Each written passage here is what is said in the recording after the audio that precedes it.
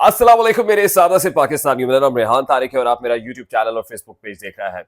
करोड़ दुरूद आकाए दो जहां नबी मेहरबान मोहम्मद मुस्तफ़ा सल्लल्लाहु अलैहि वसल्लम पर। इस दुआ और इस उम्मीद के साथ इस व्लॉग का आगाज करते हैं कि अल्लाह रब्बुल इज्जत इस मुल्क के फैसला साजों के दिलों में सादा से पाकिस्तानियों के लिए नरमी पैदा कर दे।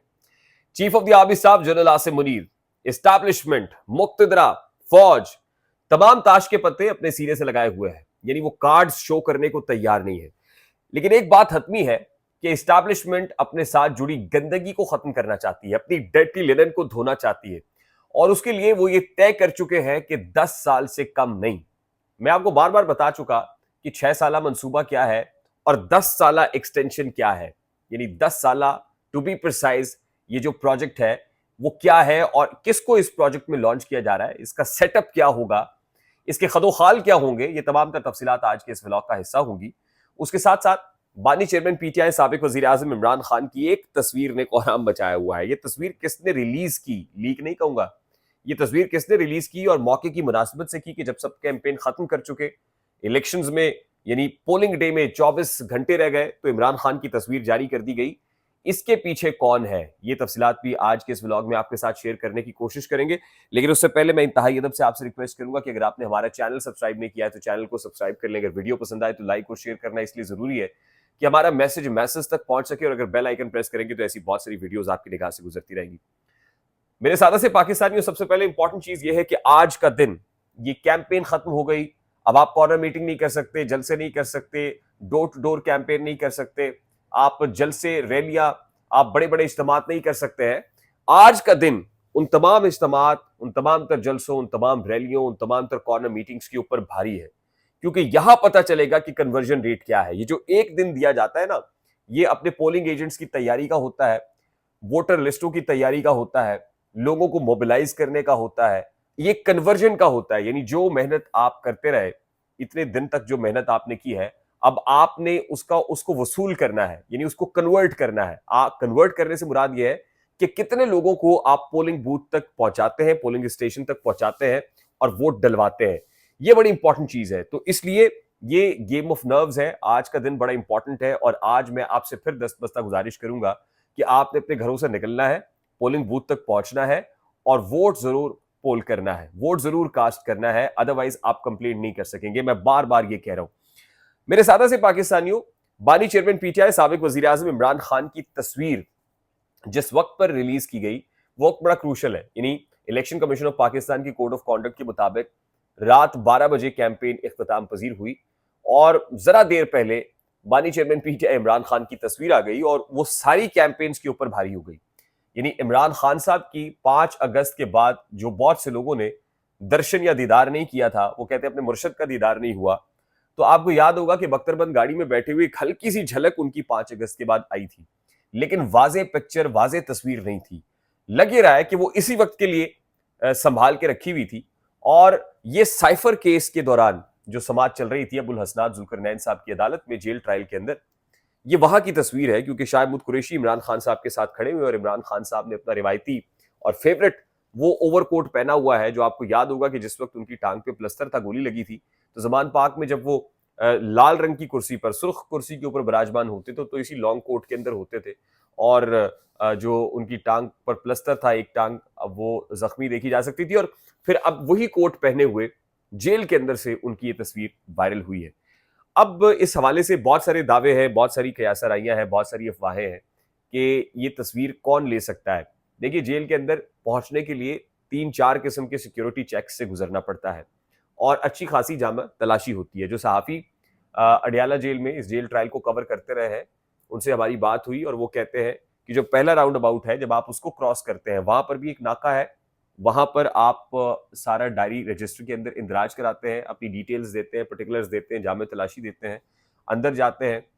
पहला सिक्योरिटी चेक है, सिक्योरिटी चेक को क्रॉस करते हैं, अगला है, फिर उससे अगला, यानी आगे 3 सिक्योरिटी चेक्स से आपको गुजरना पड़ता है, जहां आप अपनी गाड़ी की चाबी, जहां मोबाइल फोन और जहां पर इवन अपने बॉल पॉइंट तक की चेकिंग देते हैं कि इसके अंदर कोई कैमरा तो नहीं लगा हुआ।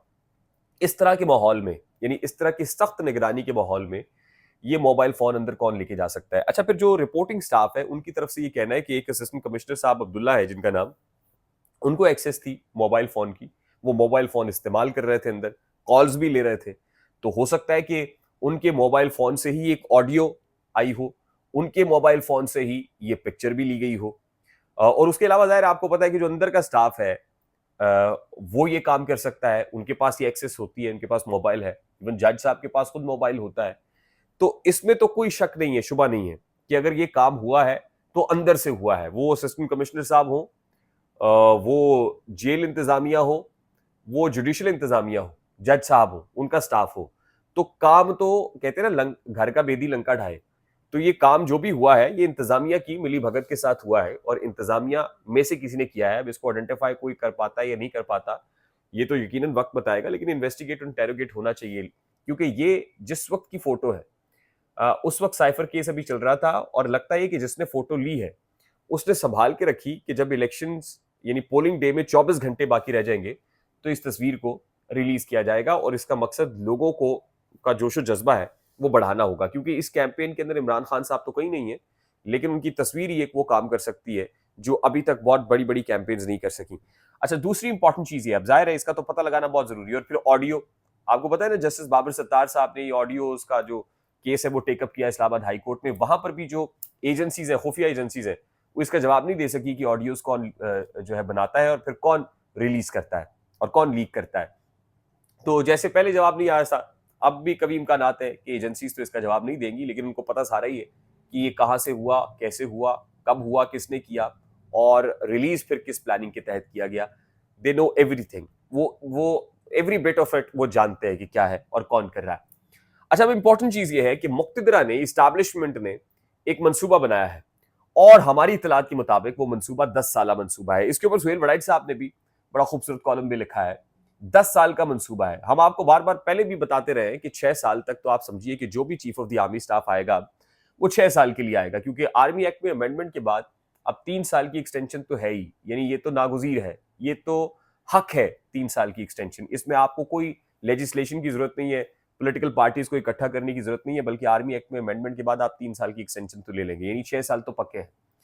दूसरी इंपॉर्टेंट चीज ये है कि chief of the army staff और इस वक्त की जो एस्टैब्लिशमेंट है वो ये भी समझती है कि एस्टैब्लिशमेंट के नाम जितना गंद आया है या बुराई मंसूब हुई है, अब इस बुराई को दूर करने के लिए कोई 1-1.5 साल 2 साल रिक्वायर्ड नहीं होंगे, बल्कि एस्टैब्लिशमेंट को, और मैं आपको बता दूं कि पहले से कहीं ज्यादा एस्टैब्लिशमेंट इस वक्त सियासत के अंदर इन्वॉल्व हो चुकी है।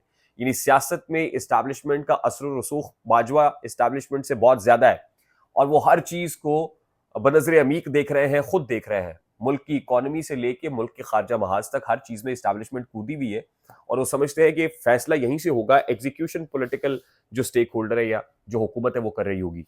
अब ऐसे में ये कहा जा रहा है कि इस्टेब्लिशमेंट ये समझती है कि इस मुल्क के मसाइल का हल 1-2-3 साल के अंदर नहीं बल्कि 10 साल में निकल सकता है और इस 10 साल के लिए मुल्क को किसी स्टेबल गवर्नमेंट की जरूरत है। यानी आज तक जो बहुत सारे लोग ये कह रहे थे कि मखलूत हुकूमत बनेगी, हंग पार्लियामेंट बनेगी, चू का मुरब्बा बनेगा, तो इस्टेब्लिशमेंट जो माजी के एक्सपीरियंसेस है वो अब दोहराना नहीं चाहती है। यानी वो हंग पार्लियामेंट के जरिए से, चू के मुरब्बे से समझती है कि हुकूमत साजी बेहतर नहीं हो सकेगी, जो फैसला साजी है वो बेहतर नहीं होगी, इससे जो एहतजाज है, धरने हैं, इसकी राह बहुत ज्यादा हमवार हो जाएगी और इसमें जो डिफरेंस ऑफ ओपिनियन है वो बहुत ज्यादा होगा। यानी वो जो एक सेंटर होता है ना, सेंटर ऑफ ग्रेविटी, एक पॉइंट जहां से फैसला होता है, जो 1 यूनिट होता है वो होना चाहिए, रादर देन कि इसमें बहुत सारे ख्याल हो, बहुत सारे माइंड्स हो, बहुत सारी थॉट्स हो।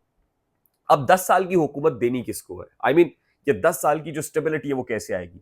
वो कहते हैं कि बांग्लादेश मॉडल पे काम हो रहा है। बांग्लादेश मॉडल क्या है? हसीना वाजिद साहिबा, और आपने देखा कि हसीना वाजिद साहिबा ने अभी रिसेंटली जो इंतखाबात हैं उसके अंदर क्लीन स्वीप किया है, और वो क्लीन स्वीप इस तरह से किया है कि जो उनके ओपोनेंट्स हैं उनकी विच हंटिंग हुई, उनकी गिरफ्तारियां हुई, उन पर भारी क्रैकडाउन हुए और बिल्कुल स्मूथ सेलिंग का एक रास्ता हसीना वाजिद साहिबा को दिया गया। इसके ऊपर तमाम तर लिबरल्स हो, वहां की इस्टेब्लिशमेंट हो, वहां की सिविल आर्म्ड फोर्सेज हो, they are on the same page. बिल्कुल उसी तरह से बांग्लादेश की तरह से अब यहाँ पे जो विच हंटिंग है, पॉलिटिकल विक्टिमाइजेशन है, पॉलिटिकल अपोनेंट्स को दीवार से लगाया गया, गिरफ्तारियां हुई, हरासा भी किया गया, सब कुछ हो गया।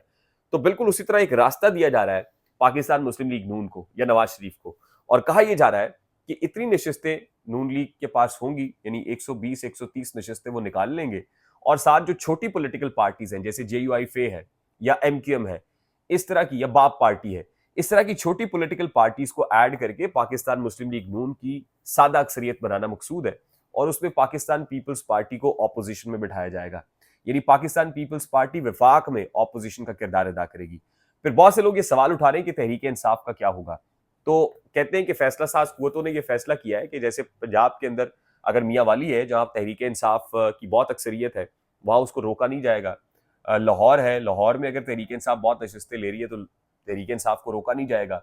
केपी के अंदर तहरीक इंसाफ बड़ी फेवरेट है तो वहां तहरीक इंसाफ को उस तरह से बार नहीं किया जाएगा, रोका नहीं जाएगा, बल्कि आने दिया जाएगा। और फिर एक हल्का सा ट्रेलर हमने गुज़श्ता रोज देखा है जिसमें इफ़्फ़त ताहिरा सुमरो साहिबा ने जहांगीर तरीन के हक में दस्तबरदारी का ऐलान किया, बावजूद इसके कुरान पाक पे हल्फ लिया हुआ था।